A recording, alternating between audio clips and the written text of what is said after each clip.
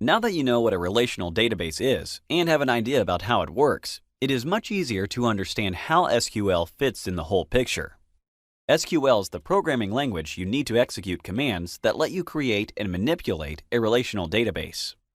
We will not delve into strict and detailed technical definitions to explain how it works.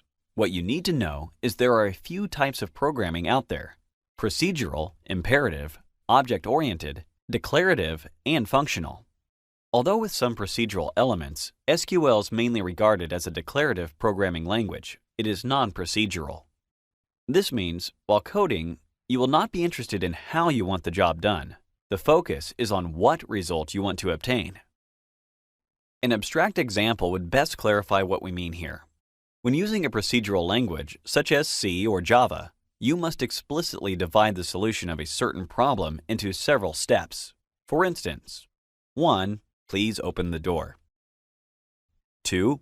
Go outside. 3. Take the bucket I forgot there. 4. Bring it back to me.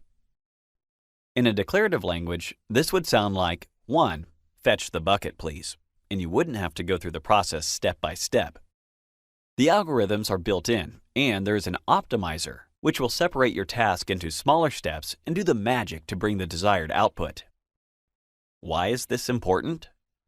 When using SQL, you should concentrate on what you want to retrieve from your databases. Unless you are an advanced user, don't bother with the algorithms explaining how your data can be obtained.